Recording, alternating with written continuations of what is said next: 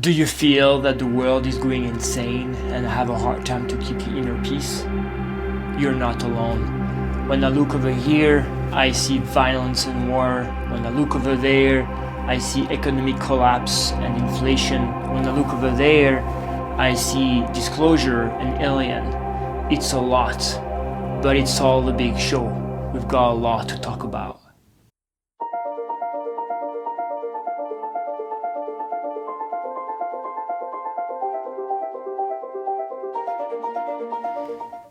Is it me?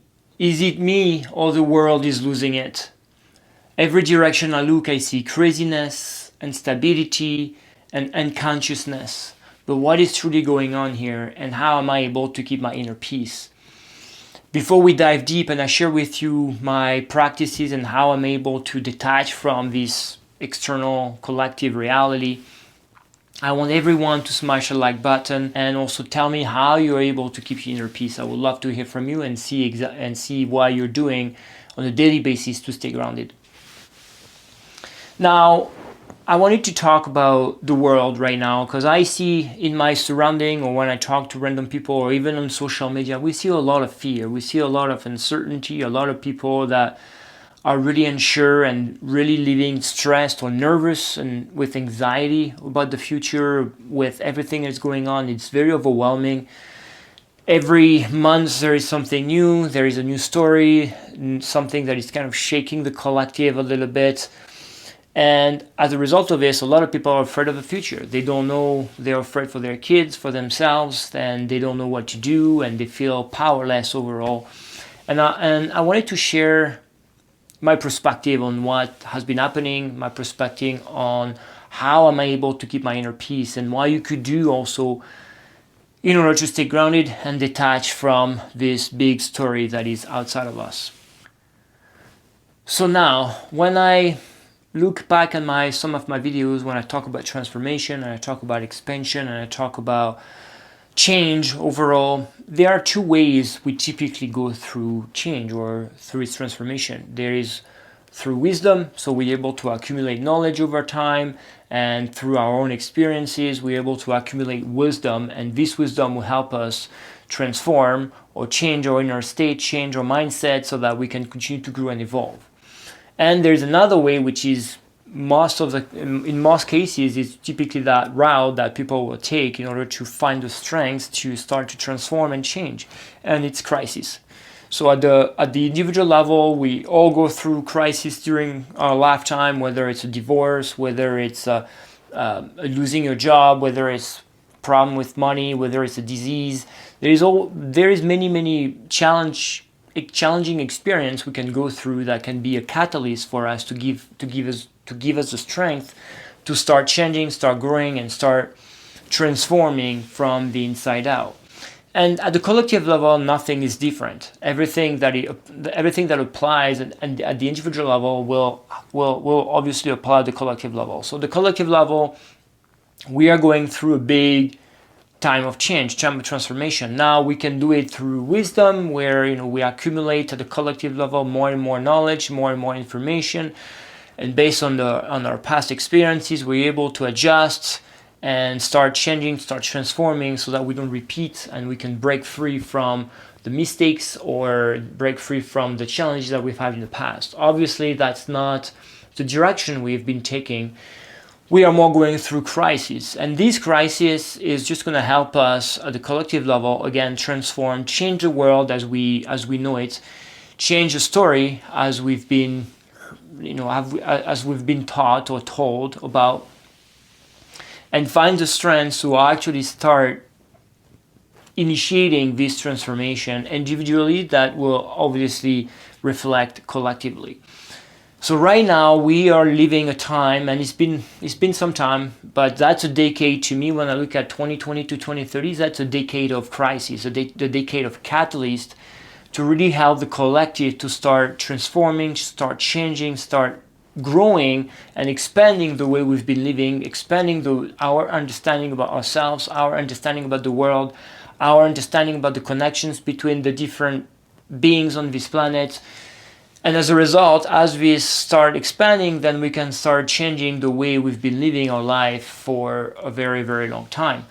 So that's pretty much what has been happening at the collective level. It's a time of crisis, but this crisis will help the collective to go through transformation. And we're starting to see that many things are little by little transforming at the collective level. We see new things emerging and old things collapsing to eventually have a switch where we'll be more, where I should say when the entire collective story will switch to a different timeline or a different story than the one we've been living for a very long time, and the one that has been perpetuating and transferred from generations to generations. So we live a time of crisis. Now, everything that is happening outside of us, that, if you've been following me for some time, I've been talking about that for many videos for a very long time, where I keep saying, and I show you the science and I show you, how it works, but basically everything outside of us is just a reflection of, it's just mirroring our original state. So everything that is happening at the collective level is just mirroring the current state of the collective consciousness. So now, when I look at my own life, I am really at peace right now with the collective story, regardless of what has been happening collectively with the war, with the economy, with the disclosure and so on and so forth. I'm very at peace, and I'm able to stay grounded no matter what's happening. I am not fearful of the future. I'm actually very optimistic for the future, even if we're going to go through time of challenge and time of crisis. But I know that it's going to help us, it's going to fuel that transformation that everybody is longing, everybody is waiting for, or a lot of people are really ready to see that transformation. But that transformation will only happen when we're able to be that transformation, be what we want to see outside of us, be what we want to see collectively. So we have to start with ourselves, and one candle can light 1,000 lights is basically what it is. We start with ourselves, and as more people are doing it, it's going to spread, and then it's going to affect this mirror, this collective mirror, or this collective story that we are part and that we've been, witnessing. So now, what I want to share a little bit with you is, some things, if you are currently, anxious of the future, if you're anxious or if you have fear for your kids, for yourself, about the future and about the unknown, the uncertainties, I'm just going to share like 4 different things you could do that will really help you get back to your inner peace, get back to, stay grounded and be more detached.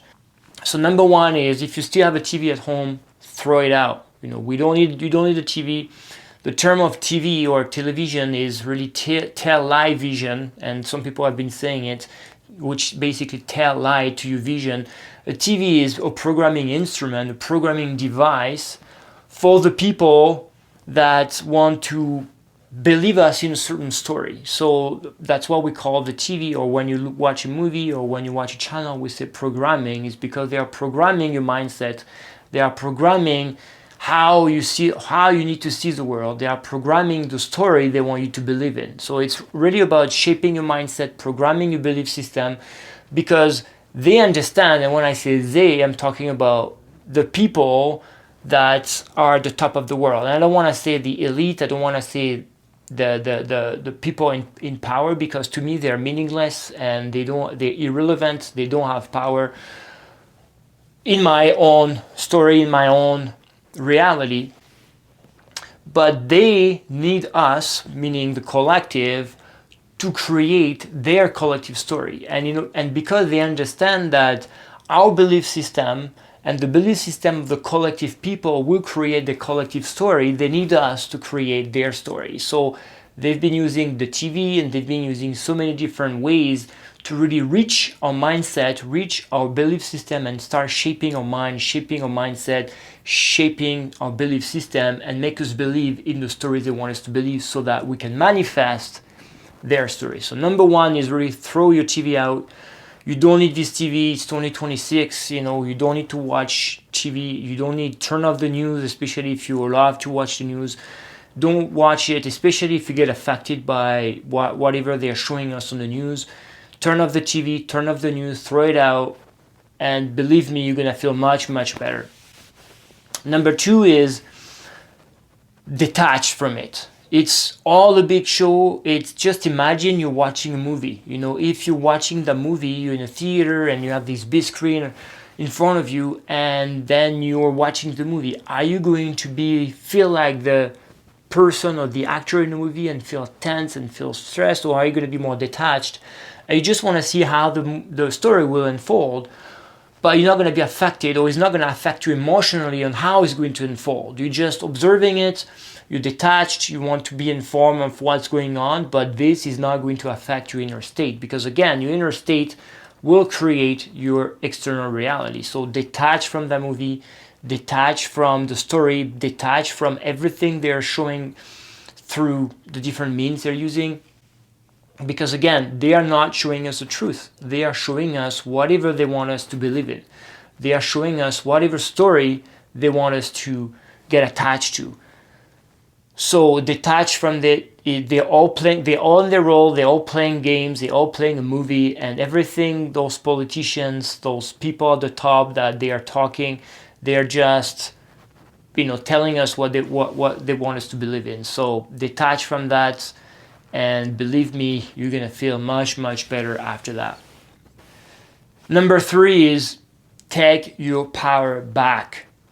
The only reason why, because again, as I said, it's just an illusion, right? The story they're playing in front of our eyes is just a story that they want us to believe in, so that it's going to affect our mindset, it's going to affect our belief system, so that we can create their reality, their collective reality.